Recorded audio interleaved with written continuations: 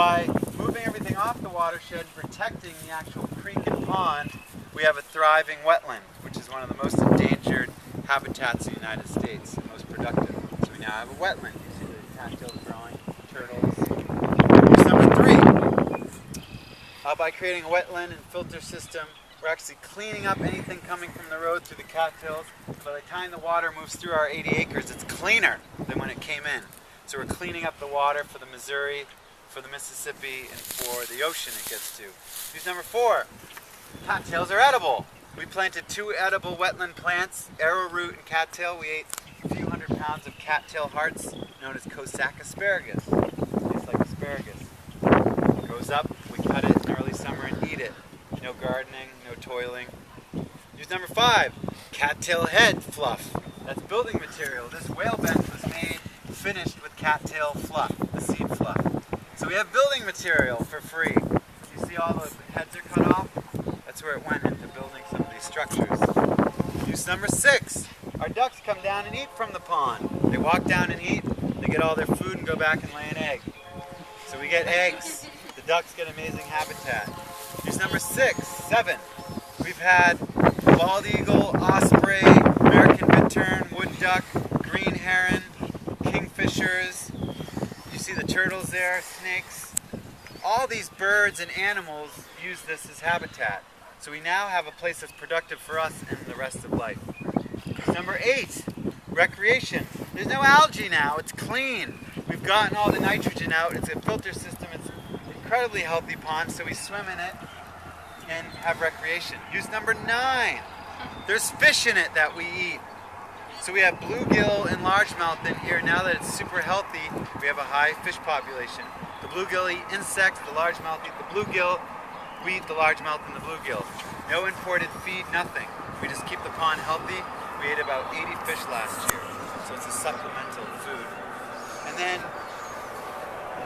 I think that covers our main uses for the pond. So that's permaculture. We don't put any energy into this. No human energy, and all those functions are happening. Vegetable food, meat, water for our animals, wildlife habitat. And then even when we import something like this paddle boat, which is 3 people can paddle in it, in the middle of summer, high schoolers are here and they're like, oh, I don't want to do farm work. We're like, hey, yeah, we'll get in that paddle boat and catch some fish for dinner. They're out there in the paddle boat all afternoon. They bring in the fish. They're like, you clowns, you worked all day. Like, well, you caught us fish for dinner. And the paddle boat, when you're paddling, aerates the pond and brings oxygen back into the pond in the middle of summer when it's hot. So even our boat has 2 functions, aerating the pond and recreation. You could say 3 for fishing and carrying stuff. So that's called stacking functions, and it makes for a really abundant way of living. So does that make sense? We do that with everything, but obviously if I said that in every system, it would take like 30 hours. But I wanted to go in deep so you get the theory of how you get great productivity for all life. Moving on to this bench, we built here, everything is from the trash or from the land. We've got mud and clay, we've got straw that we biked in from 4 miles away. We've got urbanite from an old bridge we brought with the horses, and we build up this, it's called cob. You mix clay, sand, and straw, and some of the cobs in Yemen and in the southwest, 1,000 years old, still standing. They have new condominiums. My mom just bought one in Vermont. 10 years, the plywood's delaminating. So they say this is primitive building, but yet the cob houses in England, 400 years old, and they're still thriving. And it's non-toxic and cheap. This was built for $0. And whimsical. We got a whale here, and we had a youth group here. I'm like, why do you think we have the whale here? And one kid said, Jonah! And we said, well, actually, that's a great reason, too, to remind lessons. But this is a whale to remind us that this pond's connected to the ocean. You know, those connections you can forget in the micro world. And the final thing about this is it's angled so that in early spring and in late fall, the sun will hit the bench and heat it up. But in the summertime, the sun goes this way and it creates shade. And also we're going to put kiwis. This is about 500 pounds. It heats up. Before you leave, you can feel this is a thermal sink. And then it will heat the soil by putting kiwis here, planting the kiwis. They're going to trellis up, and we'll have a big arbor. It's south-facing. Kiwis are just on the zone of thriving here. They don't do too well, so this will help give them a microclimate. So we've got food, recreation, and art all in one. We did this as a class too, so there was a bunch of Catholic workers up from St. Louis and some other folks from the city, and they learned how to build really cheaply for their community gardens or urban areas.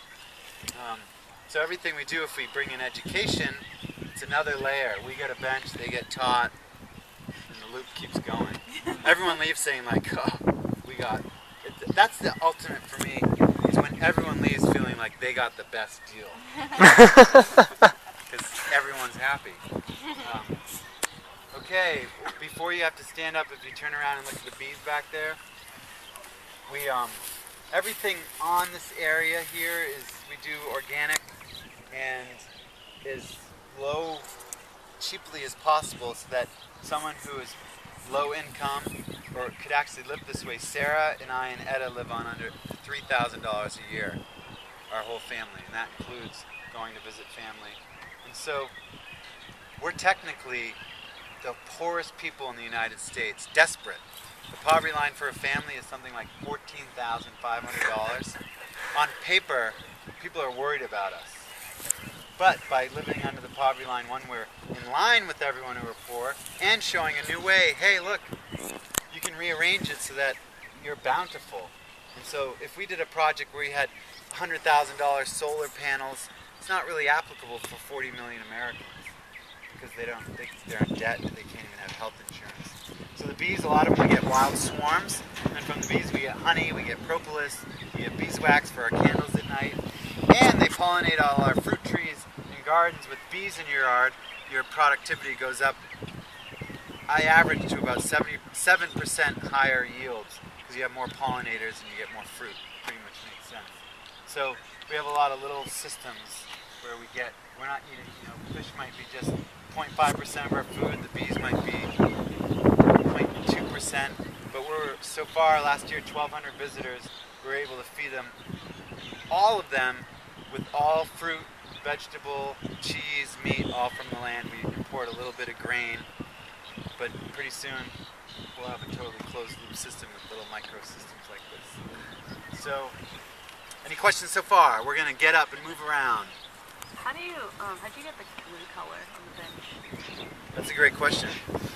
We found out that for cedar rust is a big problem with the apple trees in the area, so we use a copper sulfate, which is an organic certified spray to protect it from fungicide. And copper, when given to oxygen, turns blue-green. So we just took a tiny piece of the copper sulfate, mixed it into the finished earth and plaster, let it be exposed to oxygen and turn green, and then we coated it with the beeswax linseed oil. It's like the Statue of Liberty. Yeah, that's exactly. Copper pennies, they turn green. So again, it's natural ways of getting dyes and color.